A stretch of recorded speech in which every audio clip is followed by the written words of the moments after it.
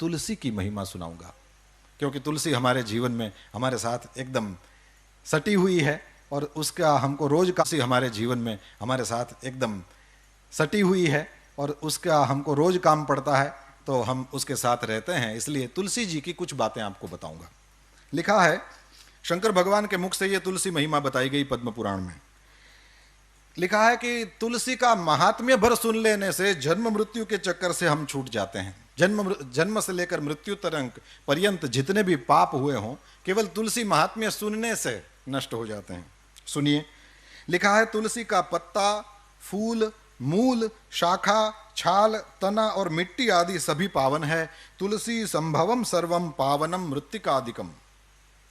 जो तुलसी काष्ठ का चंदन श्री कृष्ण को अर्पण करता और उनके श्री विग्रह में भक्ति पूर्वक लगाता है, वो सदा श्री हरि के समीप रमण करता है। यही हरिचंदन है। तुलसी का काष्ठ भी चंदन काष्ठ की तरह घिसा जा सकता है। यही सर्वांगे हरिचंदनम है, इसी को हरिचंदन। तुलसी का काष्ठ इसमें घिस दो, हो गया हरिचंदन, या तुलसी का पत्ता उसमें घिस दिया, हो गया हरिचंदन। ये ठाकुर जी को धराया जाए। जो तुलसी काष्ठ की आग से, तुलसी की जो सूखी लकड़ियां हैं उसको ऐसे ही कचरा समझकर फेंक न दें, इसका भी उपयोग है। लिखा है, जो तुलसी काष्ठ की आग से भगवान के लिए दीप जलाए, तो कान खोलकर सुनिए, उसको 10 करोड़ दीप दान का फल मिलता है। जो ब्राह्मण तुलसी काष्ठ की अग्नि में हवन करते हैं, उन्हें एक एक सिक्त अर्थात भात के दाने में अथवा एक एक तिल में अग्निष्टोम यज्ञ का फल मिलता है, जिस यज्ञ के कुंड में तुलसी का एक छोटा सा काष्ठ डाल दिया जाए।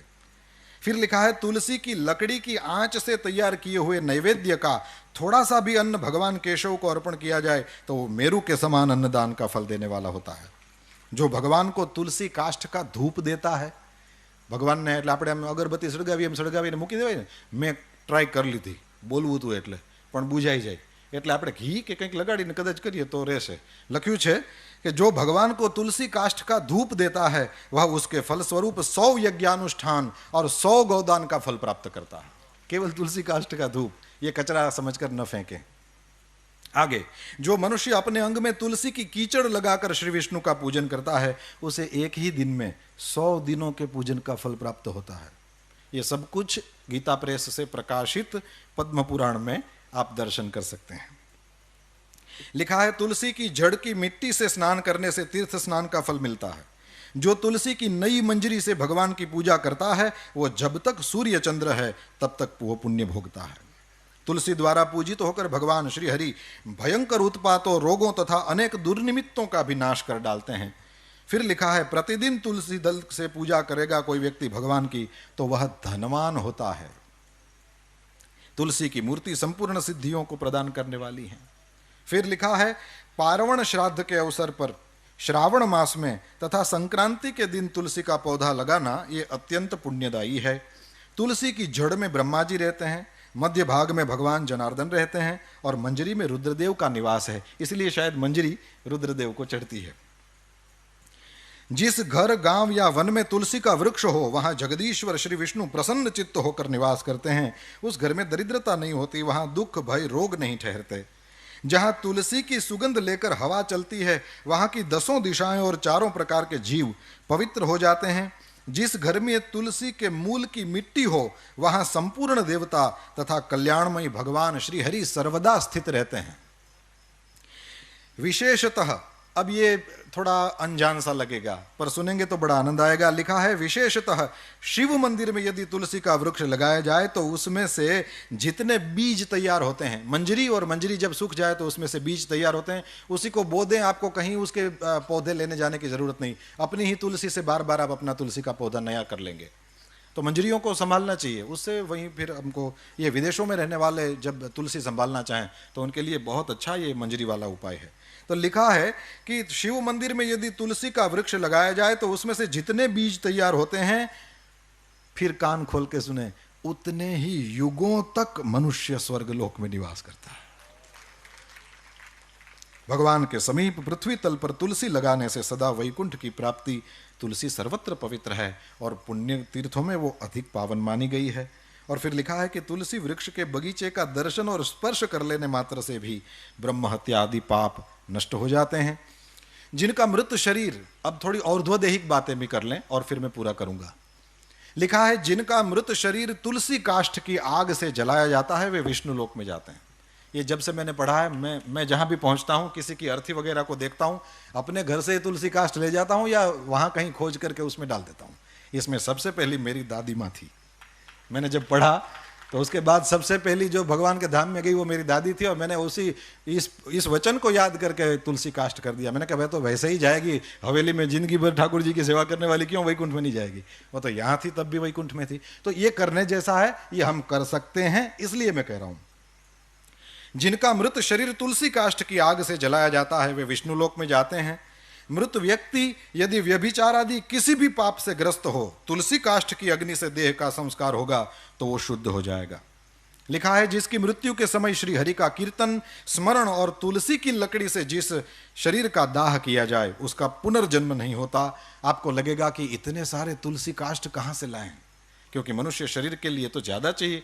तो यहां लिख दिया है यदि दाह संस्कार के समय अन्य लकड़ियों के भीतर एक भी तुलसी काष्ठ हो तो करोड़ों पापों से युक्त होने पर भी मनुष्य की मुक्ति हो जाती है। तुलसी काष्ठ से मिश्रित होने पर सभी काष्ठ पवित्र हो जाते हैं। वैसे श्मशान में यदि कभी जाना हो तो लिखा है कि श्मशान का वो जो मृतक अग्नि है, चिता जब जलाई जाए तो मृतक जो अग्नि है उसमें से जो धुआं उठता है, वो धुआं यदि स्पर्श कर जाए तो लिखा है कि जन्म भर किया हुआ पुण्य खत्म हो जाता है। अब यहां और कुछ लिखा है, यदि तुलसी का स्पर्श करा दिया जाए तो क्या होगा। लिखा है जिस अग्निशाला या श्मशान में घी के साथ तुलसी काष्ठ की अग्नि प्रज्वलित होती है वहां जाने से मनुष्यों का पातक भस्म हो जाता है। उसमें पुण्य भस्म हो जाने की बात है, यहां पाप भस्म हो जाने की बात आई। तुलसी काष्ठ की अग्नि से मृत मनुष्य का दाह होता देख क्या होता है, बोले विष्णुदूत ही आकर उसको वैकुंठ में ले जाते हैं। वो करोड़ों जन्मों के पापों से मुक्त होकर भगवान विष्णु को प्राप्त करता है।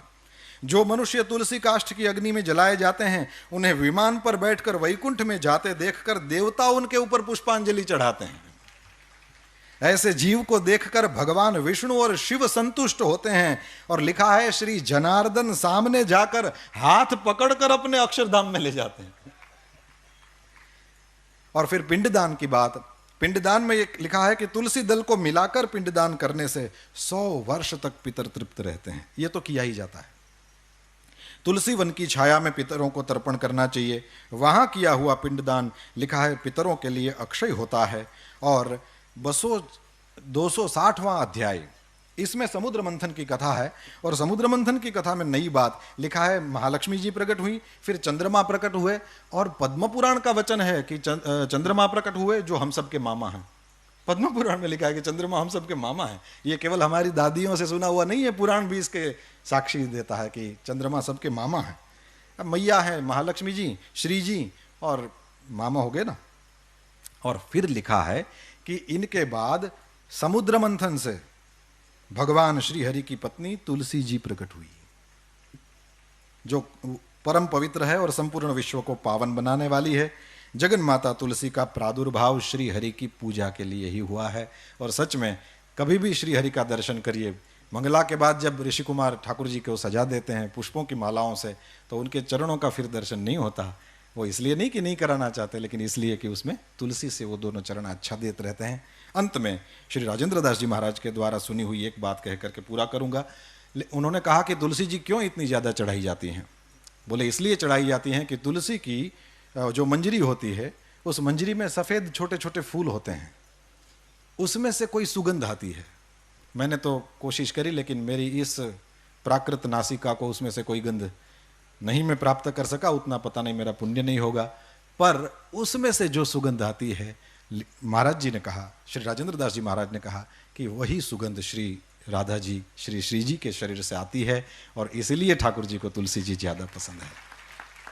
हम सब ऋषि कुमारों को यहाँ पुराण प्रवचन के लिए अवसर दिया गया। इसके लिए अवसर के प्रदाता करुणा निधान पूज्य भाई श्री के चरणों में हम सब ऋषि कुमारों की ओर से बार बार दंडवत प्रणाम करता हूँ। आप सब ने बड़े प्रेम से सुना, इसलिए हम सब ऋषि कुमार आपके आभारी हैं। कृतज्ञता पूर्वक पुनः पुनः पूज्य भाई श्री के चरणों में प्रणाम, पूज्य स्वामी जी श्री माधवप्रिय स्वामी जी के चरणों में प्रणाम। अपने दोस्तों के साथ साझा करें और इस्कॉन परिक्रमा की सदस्यता लें। আপনার বন্ধুদের সাথে শেয়ার করুন এবং ইসকন পরিক্রমা সাবস্ক্রাইব করুন। Share with your friends and subscribe ISKCON Parikrama.